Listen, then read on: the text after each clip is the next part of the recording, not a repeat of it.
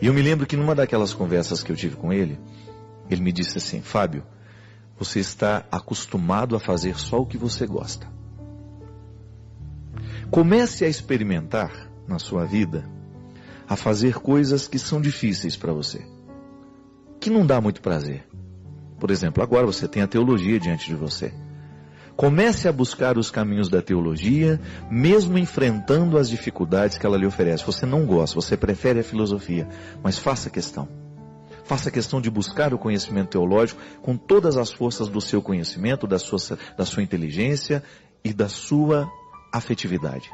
Queira a teologia. Porque quando a gente faz alguma coisa que a gente não gosta, é uma oportunidade preciosa que a gente tem de crescer. Porque fazer aquilo que você já sabe não vai lhe fazer crescer muito. Eu já sei fazer e aquilo eu repito. Agora, quando você é colocado numa situação adversa, quando você é colocado numa situação contrária, o seu cérebro, a sua emoção tem que reagir de um jeito que você evolui, você avança como pessoa. E aí ele deu um exemplo muito bonito. Tenha dentro de você sempre a coragem de buscar as suas reservas de amor. Porque você vai precisar usá-las no momento em que você estiver sendo contrariado. No momento em que a coisa não for muito favorável a você. Eu tenho, sabe, minha gente, depois dessa conversa com o Padre Joãozinho, tanta coisa ficou mais clara diante de mim. Sobretudo porque eu tenho uma vida muito corrida. E eu confesso para vocês que eu não gosto disso. Eu preferiria muito mais ter uma vida tranquila, uma rotina. Quando eu exercito o cansaço excessivo da minha missão, eu sempre me recordo dessa palavra do Padre. Quando eu chego num lugar que eu não gosto, porque não é todo lugar que a gente vai que a gente gosta de estar.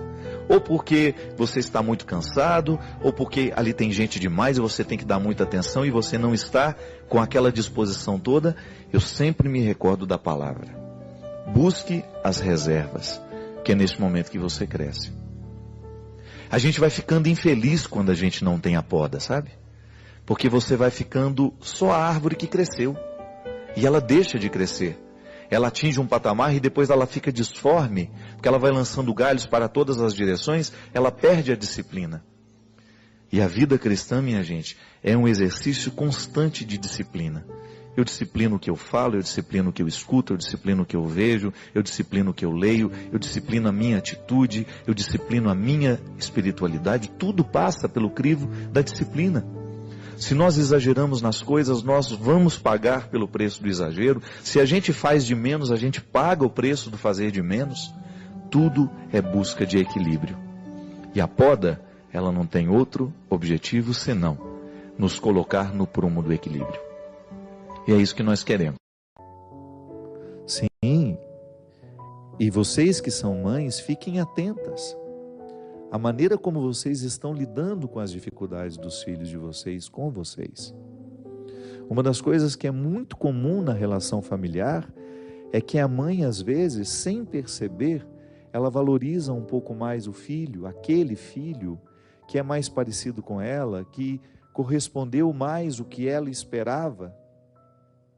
E aquele que não é, vai se tornando cada vez mais, vai ficando cada vez mais de lado, vai ficando mais alheio, vai sendo colocado naturalmente naquele posto. Ah, ele é muito difícil.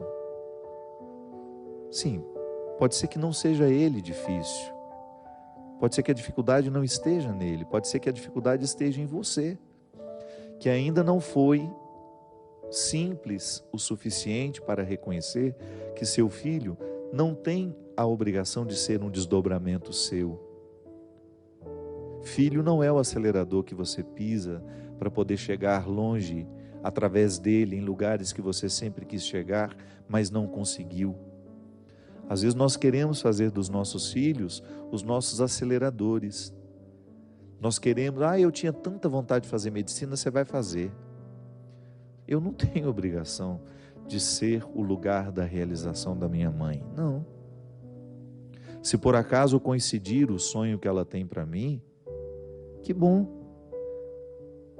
Mas não é prioridade minha fazer a vontade da minha mãe para que ela fique satisfeita comigo. Não, a minha prioridade é descobrir o que de fato nessa vida me realiza. E minha mãe, porque me ama, olha para aquilo que eu faço, que me realiza e se realiza também, ainda que isso seja contrário do que ela esperava para mim. Há mães que resolvem e escolhem ficar inimigas de seus filhos porque eles não correspondem ao que elas esperam. Eu não estou falando de uma inimizade declarada, viu? De não falar mais, de não se encontrarem. Não estou falando não.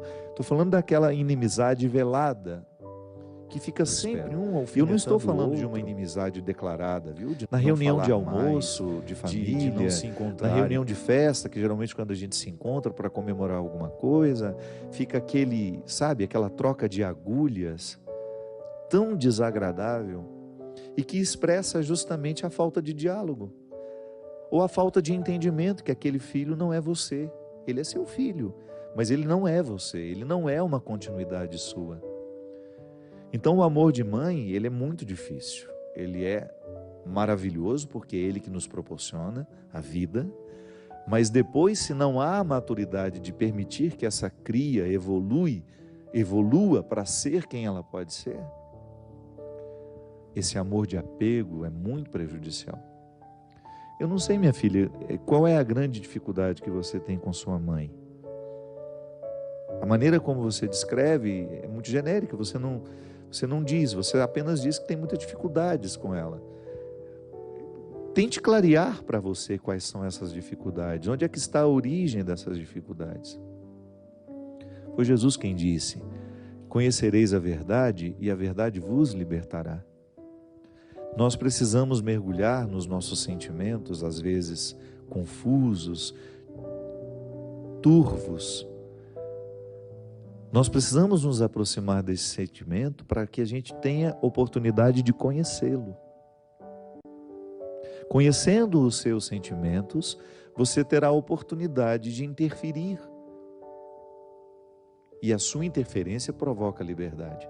Quantas vezes também, quantos casos eu também acompanhei de mães que tinham muitas dificuldades com aquele filho, ou mães que tinham dificuldade com aquela filha, e que depois desse enfrentamento amoroso, solidário, quando as peças são colocadas em seus devidos lugares, elas continuam tendo diferenças, mas elas seguem mais harmoniosamente. E isso é libertador, quando você consegue estabelecer com o outro uma relação de respeito, de solidariedade, de fidelidade e ao mesmo tempo de muita liberdade. Acho que é um pouco que o Dunga fala do PHN, né? Por hoje não, é um sentido de, é uma luta diária, né? Eu acho que o caminho da felicidade, padre, Aristóteles falava muito que a felicidade é um dom de Deus, né? É um motor imóvel que move os motores imóveis, então a gente tem como um presente e ao mesmo tempo é um hábito. Vencer a depressão, vencer o medo é um hábito, mesmo que a gente saiba que todo mundo tem medo. E não é um problema ter medo. Faz parte do nosso instinto de preservação. Ainda bem que a gente tem medo. O medo faz com que a gente tome mais cuidado. Um jovem sem medo é um problema. Ele vai a 200 km por hora na moto, cai, enfim, porque ele não tinha medo. Um cara que entra no mar e enfrenta o mar e não tem medo nenhum é um problema, né? Então, assim, ter medo faz parte da vida. Errar faz parte da vida.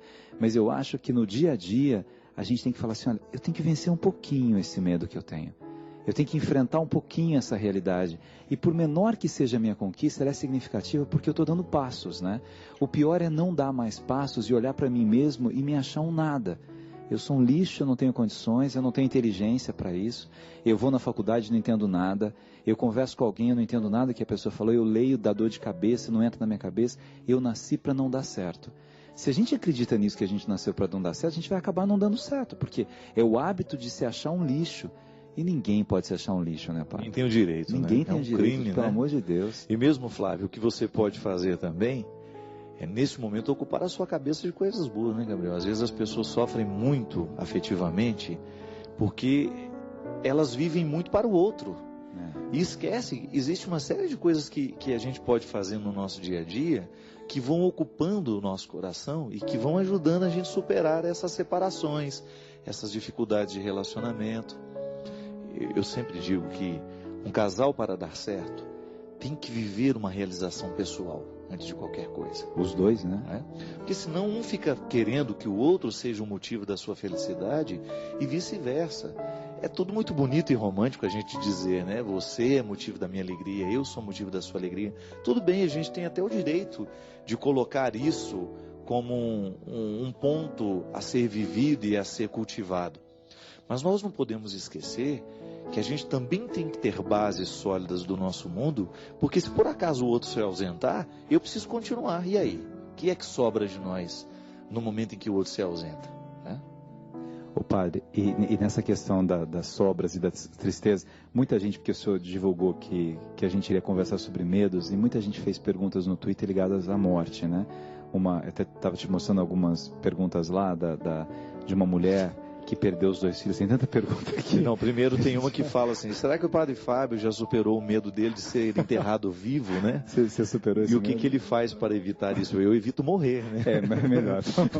É o melhor jeito. Mas você sabe que tem uma coisa interessante aqui, de muita gente perguntando sobre morte mesmo, e assim, a Luciana falando de uma amiga dela, de uma prima dela que perdeu os 2 filhos e o marido e tal.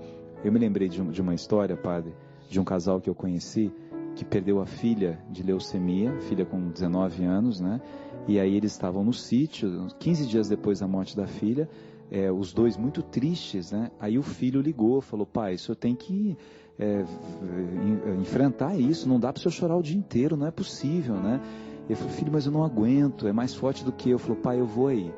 Eu, não, filho, não vem, tá tarde, tá bem. O filho sai de São Paulo para ir nesse sítio e morre de acidente de carro, né? Aí eu conheci esse casal, eu fiquei tão impressionado assim, porque eu conheci num momento, um mês depois, eles só choravam, né? Eu também chorei junto com eles, né? Vendo aquela história. Um falava assim, a gente olha um para o outro, né? E fala, e aí, né? E agora? O que vai ser da nossa vida? Aí você entra naquele quarto da filha, o quarto do filho, né? E é interessante que uns 4 meses depois, eles pegaram 2 crianças para criar, né? Adotaram 2 filhos, né? E aí passou um ano assim. Você vê, é claro que eles jamais vão esquecer essa história de amor dos 2 filhos que se foram, né? Mas de repente aqueles dois, no momento que ela que queria muito, ele falava assim, mas eu já tenho 50 anos, né? Ela falava assim, você só tem 50 anos, não é que a gente já tem. Imagine o que a gente pode fazer ainda. Então eu acho que às vezes na dor, padre, quando a gente percebe que a gente pode fazer a diferença na vida de alguém, fazer um trabalho social, voluntário, visitar crianças com câncer, pró-queimados, né? Quer dizer, tantas coisas lindas que a gente pode fazer, o nosso problema fica bem menor. Gabriel, no meu livro, Quando o Sofrimento Bater à Sua Porta, eu uso aquele poema do Drummond de Andrade. E agora, José? E eu acho muito interessante, porque às vezes a vida nos coloca na mesma situação que o poeta colocou José, né? A festa acabou, agora é você e a sua vida, né? Seus amigos foram embora, já não existe muita coisa. E eu acho interessante que Drummond vai colocando José dentro de um contexto de realidade tão dura, tão crua. Qual que é a única solução que José tem para ele mesmo, né? Encontrar uma chave perdida, né?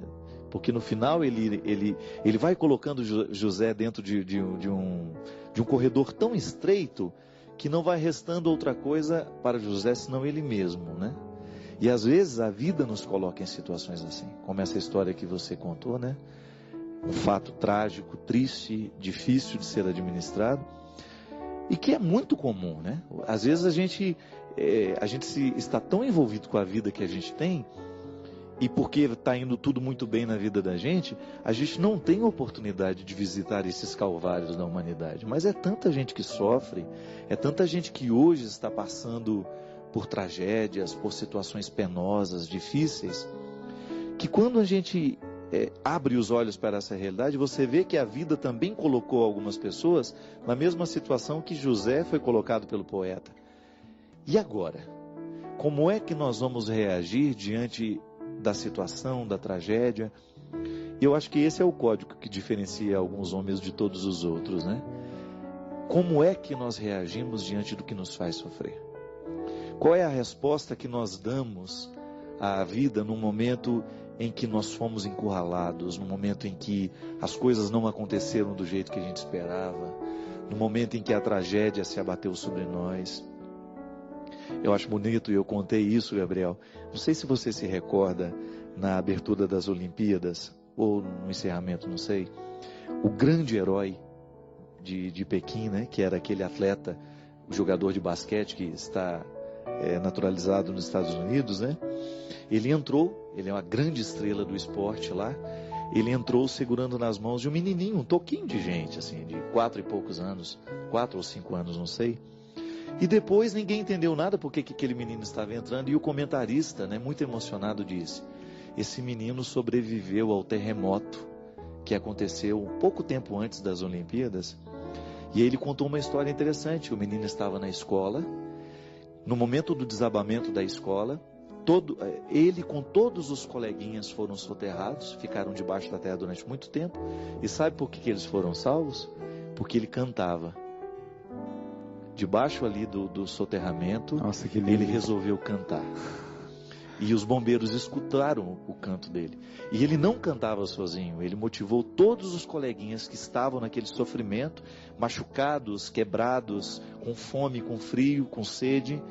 Ele não deixou os coleguinhas dele desanimar, e eles permaneceram cantando. Olha que sintática linda, né? Isso, né? Quem canta sobrevive, né? Sobrevive. Diante do acontecimento trágico, ele resolveu cantar. O padre, na segunda-feira foi muito bonito o Papa Beto, assim, com o padre Antônio Maria, que é um padre tão especial, tão maravilhoso, né? E mais 2 jovens cantores maravilhosos, o Tiago e o Hugo. Sim, Hugo, Tiago e Hugo. Foi muito bonito depois, e o padre Antônio Maria falou uma coisa assim: olha, o ruim do sofrimento é que a gente sofre, é só isso. O resto é tudo bom. Porque o resto a gente aprende, a gente evolui, a gente amadurece, a gente encontra um pouco mais com a nossa própria humanidade. Esses dias, falando com os meus alunos de Direito da faculdade, eu falei assim: sabe o que acontece com a gente? A gente não pensa muito. Como a gente não pensa, a razão e a emoção não conversam. Então, você tem um problema, assim, é o namorado que brigou, tal, você liga para 20 pessoas, menos para você. Você está com problema com seu filho, com coisa, você fala com todo mundo e não fala com você. Então a gente tem medo de ficar sozinho, né? E o ficar sozinho é isso, não é no sentido ruim do ficar sozinho. É de olhar para a gente mesmo e perguntar assim, né? O que eu estou fazendo da minha vida? As minhas opções estão corretas, as minhas escolhas estão corretas, a minha forma de tratar o outro é correta, a minha forma de tratar a mim mesmo é correta. O que eu estou fazendo comigo? Você pega às vezes, né, pessoas que são bem-sucedidas e profundamente depressivas. E aí assim, nada realiza mais, parece que você não tem desafios. Eu tenho uma preocupação grande às vezes com crianças ou com adolescentes que têm uma boa condição social, e os pais acabam dando tudo e não dando o essencial. Então a gente, desde a criança, padre, uma criança que ganha 40 brinquedos no Natal não tem relação afetiva com nenhum brinquedo. Então não tem sentido. Você não vai ter afeto com 40 coisas ao mesmo tempo. E o pai e a mãe sufocam com isso, né? Então são pessoas assim que poderiam ter coisas tão bonitas, tão singelas, que as coisas mais bonitas que a gente lembra na vida não são essas coisas. Aliás, são as ausências. É verdade. A gente se lembra das ausências, do que a gente queria e não teve, né?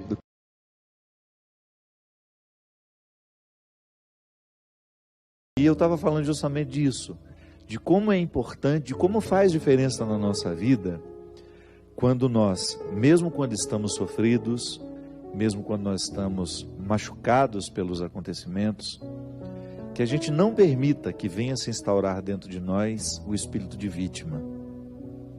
Porque o espírito de vítima, aquele que nos condiciona assim de pensar: ai, coitadinho de mim, eu não merecia isso que me aconteceu. Esse espírito, ele é muito diabólico dentro de nós, porque ele quebra a nossa capacidade de recuperação. Toda vez que eu acho que a vida foi injusta comigo, toda vez que eu fico pensando que a vida está me devendo alguma coisa, eu naturalmente paraliso as minhas forças e tudo aquilo que possa me levar a ir adiante. E às vezes nós somos muito cruéis com a gente assim. Alimentamos por anos e anos e anos, sem perceber que estamos alimentando esse espírito de vítima. A vida não nos deve nada, não. A vida é sempre bonita, se a gente percebê-la assim. Se a gente tiver a disposição de lançar os nossos olhos para aquilo que ainda resta, tá bom, perdemos. E o que nós podemos fazer para recuperar até um pouco mais do que aquilo que perdemos? Às vezes, em algumas situações que nós achamos que foi perda, foi livramento. Virou até piada isso lá em casa, porque tudo eu falo que é livramento agora. O negócio não deu errado. Porque antes eu ficava muito irritado, sabe? Com qualquer coisa assim, às vezes me dava uma irritação de um voo que deu errado. Hoje não. Eu tenho tentado substituir a lógica do que me irritava para isso. Então tá bom, não foi, é porque não era para eu ir. Então eu vou aproveitar esse momento que eu tenho aqui e perceber o que deste momento eu posso extrair de bom. E quando a gente começa a abandonar esse espírito que às vezes é diabólico, por que é diabólico? Porque quebra dentro de nós a harmonia. Diabolos, no grego, é tudo aquilo que nos separa, tudo aquilo que separa, tudo aquilo que quebra. Então eu tenho, muitas vezes, sentimentos diabólicos. Se eu fico olhando para a minha vida e me acho um pobrezinho, que foi vítima, coitadinho de mim, essa autopiedade, isso é diabólico. É um sentimento diabólico. Eu tenho mais é que arregaçar as mangas e ir atrás do que eu posso fazer ainda. E até mesmo reconhecer a parte que me cabe naquilo que não dá certo. Porque às vezes é uma sequência de erros. Deu errado aqui, deu errado ali. E eu não tenho a coragem de começar a olhar para o jeito como eu tenho feito as coisas. Às vezes é uma desarmonia que antecede todos os outros erros. Uma harmonia com a qual muitas vezes uma desarmonia com a qual muitas vezes eu estou acostumado e já não percebo mais os efeitos dela em mim. Então, uma boa forma que a gente tem de curar o nosso comportamento, aquilo que muitas vezes é determinante em nós, o nosso jeito de ser, eu preciso curar o meu jeito de ser. É eu percebendo a beleza da vida. Sim, a vida é bonita. Livrar-me do vitimismo e ir à luta. Ir buscar a parte que me cabe. Há tanto que se viver, minha gente. Passe no hospital e você vai ver. Quando a pessoa enfrenta o limite, a doença é assim, né? Ela nos retira todos os excessos. A gente fica muito de verdade. Encontre uma pessoa que está vivendo a indigência que a doença mostra, e você vai ver um ser humano de verdade. Porque às vezes, quando nós estamos muito saudáveis, muito cheios de oportunidades, nós nos escondemos, nós fingimos. Agora, a doença não, ela arranca tudo de nós. Arranca tudo o que pode parecer um esconderijo para nós. Tudo que pode funcionar como um esconderijo. Aliás, eu fico identificando como, quando a pessoa vive o amadurecimento, como ela vai dispensando esses esconderijos ao longo da vida. E como é bom conviver com essas pessoas que já não estão mais necessitadas dos esconderijos. Quando são elas e só. A maturidade faz isso com a gente vai dispensando os esconderijos que antes eram tão fundamentais para a gente dar conta de ser quem a gente quer ser. E aí o próprio movimento do tempo vai fazendo com que fique ao nosso lado quem de fato se interessou por nós e não pelas nossas cascas. Porque o sucesso é uma casca. Às vezes a pessoa se aproxima de você porque sabe que você é uma pessoa que deu certo na sua área, então é bom aparecer ao seu lado, é bom tirar uma foto com você, é bom demonstrar aos outros que ela é sua íntima, que ela é sua amiga. Mas na verdade ela não está interessada em quem você é. Ela está interessada na casca que você tem, que ajuda ela a ter uma outra casca, que possa ser interessante. Hoje nós vivemos nessa época, né? Onde nós nos demonstramos tanto, nos mostramos tanto. Todo mundo tem uma rede social onde se mostra um pouco. Isso pode virar uma neurose, porque você acaba buscando pessoas não para encontrá-las de fato, mas para alimentar a sua necessidade de registrar e ter material para publicar depois. Então, quando nós nos encontramos e não temos necessidade de publicar o que vivemos, é porque de fato nós apreciamos o que vivemos. Não estou dizendo que é problema publicar. Eu estou dizendo que muitas vezes, no excesso de publicação, nós estamos escondendo a nossa necessidade de instrumentalizar o outro, de apenas aproveitar a casca que é o outro. Eu estava dizendo do sucesso. Sucesso é um exemplo. Mas o dinheiro também. Quantas pessoas se aproximam das outras por causa daquilo que elas podem oferecer materialmente a elas? O que também é uma bobagem, né? Porque pode ser a situação mais confortável do mundo. Eu, particularmente, eu não suporto se a minha alma não estiver se sentindo bem. Aquele barco é maravilhoso, nós vamos passar lá uma semana. Deus me livre de um barco maravilhoso com pessoas com as quais a gente não se identifica. A leitura que nós fazemos de nós é absolutamente importante para a gente receber a leitura que o outro faz de nós. Seria muito cruel da minha parte esperar que o outro me ofereça aquilo que é minha obrigação oferecer-me. Então, às vezes, Emanuele, a leitura temos que nós dificuldade de prosseguir a vida, porque nós estamos esperando que o outro nos traga, que o outro nos prepare, o que nós deveríamos receber a leitura que o outro faz de nós. Então, qual é a primeira realidade a ser curada?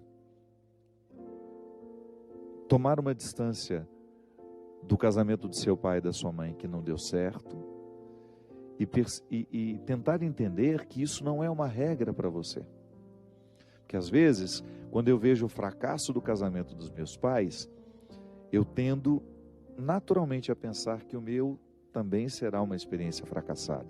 Porque é o exemplo mais próximo que nós temos de nós. Então é preciso lavar essa roupa suja. É preciso reorientar essa visão. Sim, está certo, eu terei sempre mais facilidade de interpretar o mundo a partir daquilo que está sendo oferecido a mim. Então eu interpreto o casamento a partir do casamento mais próximo que eu tenho. Se o do meu pai e da minha mãe não deu certo, eu tendo a pensar que os casamentos serão todos como os deles. Não, deles. E não. Sabe, permita que essa impressão vá embora. Olhe para outros modelos que deram certo. Sem a visão romântica, por favor, né? O casamento só pode dar certo à medida que nós lutamos diariamente por ele. E foram felizes para sempre. Não existe isso, não.